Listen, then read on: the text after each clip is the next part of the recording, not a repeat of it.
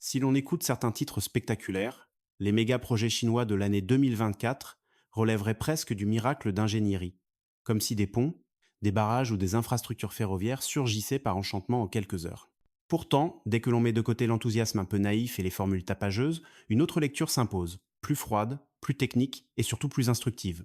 Ce qui frappe réellement, ce ne sont pas des exploits isolés, mais la cohérence d'un système industriel capable de produire vite, à grande échelle, et de répéter cette performance sur des dizaines de chantiers en parallèle. En 2024, la construction et les infrastructures restent l'un des piliers de la stratégie économique chinoise. Les investissements publics continuent d'alimenter un secteur qui représente une part majeure de l'activité nationale, avec une priorité nette donnée au transport, à l'énergie et aux réseaux essentiels. Cette orientation ne répond pas seulement à une logique de prestige ou de compétition internationale, mais à un objectif très concret: maintenir l'emploi, soutenir la demande intérieure et consolider des chaînes industrielles entières, de l'acier au béton, en passant par la logistique lourde et les technologies de chantier. Il serait toutefois trop simple de résumer ces projets à une course effrénée à la vitesse. La rapidité n'est ici que la partie visible d'un ensemble beaucoup plus vaste, fondé sur la standardisation, la préfabrication et une organisation quasi militaire des travaux. Chaque intervention est planifiée, répétée, simulée jusqu'à réduire au minimum les imprévus. Là où certains voient une prouesse presque magique, l'ingénieur voit surtout une réduction drastique du temps mort et une maîtrise serrée des risques. On peut d'ailleurs sourire, avec un brin d'ironie, devant la fascination médiatique pour le mot choquant. Ce qui choque réellement, ce ne sont pas les chiffres impressionnants, mais la discipline collective nécessaire pour transformer des projets gigantesques en opérations presque routinières. Derrière le spectacle, la question centrale reste donc moins comment est-ce possible que quels sont les coûts, les compromis et les conséquences à long terme de ce modèle. Parmi les exemples les plus souvent cités pour illustrer la supposée audace chinoise, il y a ces opérations de remplacement de ponts routiers réalisées en un laps de temps extrêmement court, parfois en l'espace de quelques dizaines d'heures. Présentée ainsi, l'histoire ressemble à un numéro de prestidigitation. En réalité, il s'agit d'un exercice de planification extrême où la phase visible du chantier n'est que la dernière étape d'un processus préparé pendant des mois, voire des années. Tout commence par la préfabrication intégrale des éléments. Les tabliers, les poutres et les systèmes de support sont produits en usine, dans des conditions contrôlées, loin des aléas du chantier classique. Cette méthode permet non seulement d'améliorer la qualité, mais aussi de réduire les marges d'erreur. Lorsque le moment de l'installation arrive, chaque pièce est déjà testée, mesurée et numérotée. Sur le terrain, il ne s'agit plus de construire, mais d'assembler, avec une précision presque industrielle. La gestion du temps joue un rôle central. Les autorités organisent ce que les ingénieurs appellent une fenêtre de chantier, c'est, à dire une période très courte pendant laquelle la circulation est totalement interrompue.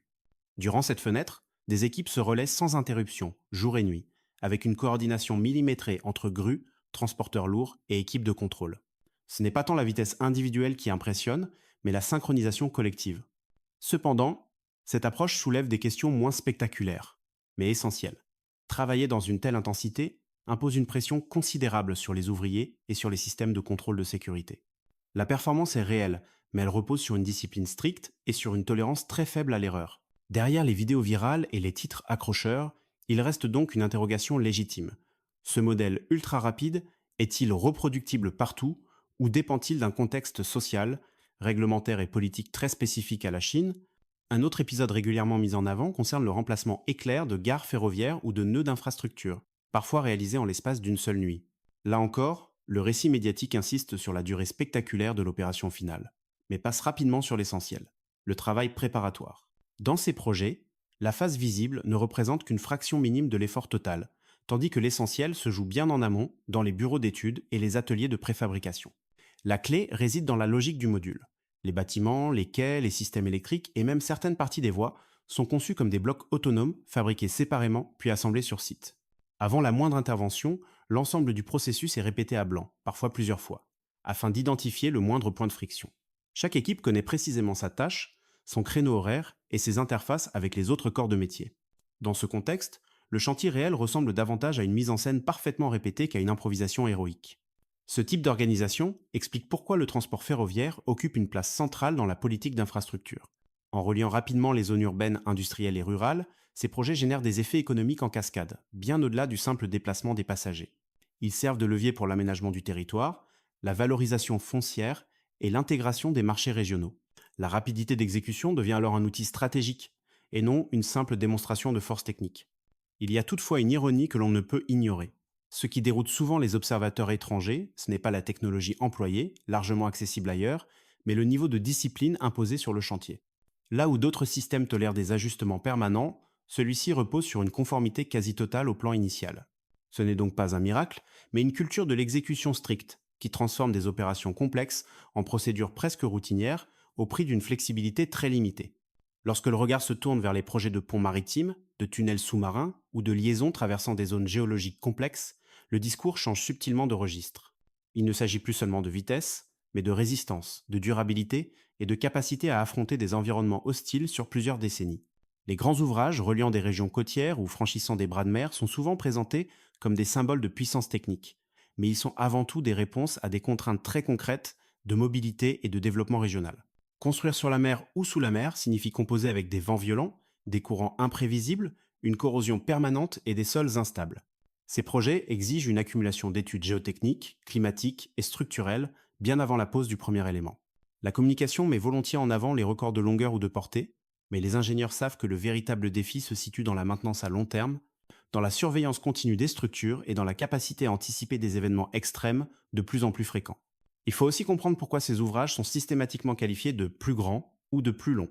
Cette rhétorique sert un double objectif. D'un côté, elle nourrit une fierté nationale et renforce l'image d'un État capable de réaliser ce que peu d'autres osent entreprendre. De l'autre, elle soutient une industrie de la construction qui s'exporte en transformant chaque projet domestique en vitrine technologique pour des contrats internationaux. Ces ponts et tunnels ne sont donc pas seulement des infrastructures, mais des cartes de visite géantes. Toutefois, cette logique soulève une question que l'on pose rarement dans les vidéos promotionnelles.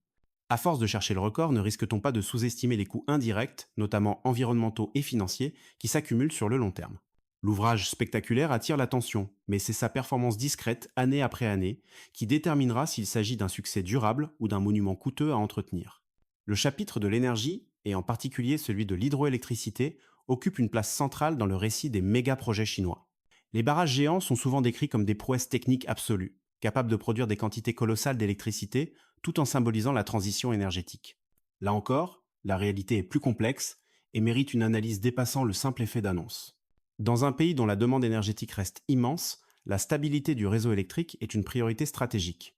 Les grands barrages offrent une production continue, pilotable, qui complète des sources plus intermittentes comme l'éolien ou le solaire. Ils jouent également un rôle clé dans la régulation des crues et dans la gestion des ressources en eau, ce qui renforce leur importance aux yeux des décideurs publics. C'est cette combinaison de fonctions énergétiques et hydrauliques qui justifie des investissements massifs et des chantiers d'une ampleur rarement égalée. Cependant, derrière les chiffres impressionnants de capacité et de rendement, se cachent des enjeux humains et environnementaux considérables. Les projets hydroélectriques impliquent souvent le déplacement de populations entières, la transformation irréversible de paysages et des impacts sur les écosystèmes fluviaux. Les autorités mettent en avant des programmes de relogement et de compensation, mais l'évaluation indépendante de leur efficacité reste limitée. Ici, le débat ne porte pas seulement sur la quantité d'électricité produite, mais sur le prix social et écologique accepté pour y parvenir. Il y a aussi une forme de paradoxe dans la manière dont ces projets sont présentés à l'étranger. Ils sont fréquemment cités comme preuve d'un engagement écologique fort, alors même que leur construction repose sur une consommation massive de béton et d'acier, deux matériaux très émetteurs de carbone. Le barrage devient ainsi un symbole ambigu, à la fois outil de décarbonation et rappel brutal des coûts environnementaux de toute infrastructure lourde. La question essentielle n'est donc pas de savoir si ces projets sont impressionnants, mais s'ils constituent à long terme le meilleur compromis possible entre développement, énergie et environnement. À côté des barrages spectaculaires et des ponts géants, il existe une catégorie de méga-projets beaucoup moins photogéniques, mais tout aussi déterminante, les infrastructures liées à l'eau. Réseaux de transfert, réservoirs, canaux, digues et systèmes d'irrigation constituent une toile invisible, sans laquelle ni les villes, ni l'agriculture, ni l'industrie ne pourraient fonctionner à grande échelle. En Chine, ces projets sont traités comme une question de sécurité nationale, au même titre que l'énergie ou les transports. La logique est simple, presque brutale. Une population nombreuse, des régions arides au nord et à l'ouest, des bassins industriels très consommateurs d'eau et des épisodes climatiques de plus en plus extrêmes imposent une gestion centralisée et massive de la ressource. Les investissements consentis ces dernières années dans les infrastructures hydrauliques témoignent de cette priorité. Il ne s'agit pas seulement de construire de nouveaux ouvrages, mais de connecter entre eux des systèmes entiers capables de redistribuer l'eau sur des milliers de kilomètres et de stabiliser l'approvisionnement à long terme. Ces projets soulèvent pourtant moins d'enthousiasme médiatique que les ponts ou les gratte-ciels. Ils sont enfouis, étalés dans le temps, et leurs bénéfices sont difficiles à illustrer par des images spectaculaires. Pourtant, leur impact est direct et mesurable. Réduction des pénuries urbaines, sécurisation des récoltes, limitation des dégâts liés aux inondations. Sans ces infrastructures discrètes, les grandes réussites industrielles mises en avant ailleurs seraient tout simplement intenables. Il existe une ironie certaine dans cette hiérarchie de l'attention. Ce qui fait réellement tenir l'économie et la société attire rarement les projecteurs. Les canaux et les réservoirs n'offrent pas de records faciles à vendre, mais ils conditionnent la survie de régions entières. La question qui se pose alors n'est pas de savoir si ces méga projets sont impressionnants, mais s'ils sont suffisamment transparents, surveillés et adaptables pour répondre à des défis climatiques qui évoluent plus vite que les cycles traditionnels de planification. Le dernier volet de ces méga projets chinois concerne un domaine moins visible encore, mais absolument central pour l'avenir économique. L'infrastructure numérique, et en particulier les centres de données dédiés au calcul intensif et à l'intelligence artificielle. Ces installations n'ont ni la majesté d'un pont géant ni la puissance symbolique d'un barrage, mais elles constituent désormais l'épine dorsale des économies modernes. Sans elles, pas de services numériques à grande échelle, pas d'industrie connectée, et surtout pas d'ambition crédible dans le domaine de l'intelligence artificielle. Depuis 2024, la Chine accélère clairement dans ce secteur. La multiplication des centres de données répond à une explosion de la demande en calcul, portée par l'intelligence artificielle, le stockage massif d'informations et la numérisation de l'industrie. Ces infrastructures consomment des quantités considérables d'électricité, ce qui explique pourquoi elles sont souvent implantées à proximité de sources d'énergie importantes ou intégrées dans des stratégies plus larges de rééquilibrage énergétique. Plus les systèmes deviennent intelligents, plus ils deviennent voraces, un paradoxe rarement mis en avant dans les discours promotionnels. Les chiffres récents montrent que la consommation électrique des centres de données augmente beaucoup plus vite que celle de nombreux secteurs traditionnels. Cette réalité oblige les planificateurs à penser simultanément le numérique et l'énergie, sous peine de créer des goulots d'étranglement majeurs. Investir dans des serveurs et des algorithmes sans sécuriser l'alimentation électrique revient à construire des autoroutes sans carburant. Ici encore, le méga-projet n'est pas un bâtiment isolé, mais un élément d'un système complexe, interdépendant et fragile. En définitive, ce qui a été présenté comme un choc pour les ingénieurs étrangers ressemble surtout à une démonstration de cohérence industrielle. Les méga-projets chinois impressionnent moins par un exploit isolé que par leur accumulation, leur standardisation et leur intégration dans une stratégie d'ensemble. Le véritable sujet n'est donc pas de savoir si ces projets sont spectaculaires, mais s'ils resteront soutenables sur le plan économique, social et environnemental à long terme. Pour conclure, merci d'avoir suivi cette analyse jusqu'au bout et dites-nous ce que vous pensez de ce modèle de méga-projet. Est-il selon vous une source d'inspiration ou un sujet d'inquiétude? N'hésitez pas à laisser votre commentaire.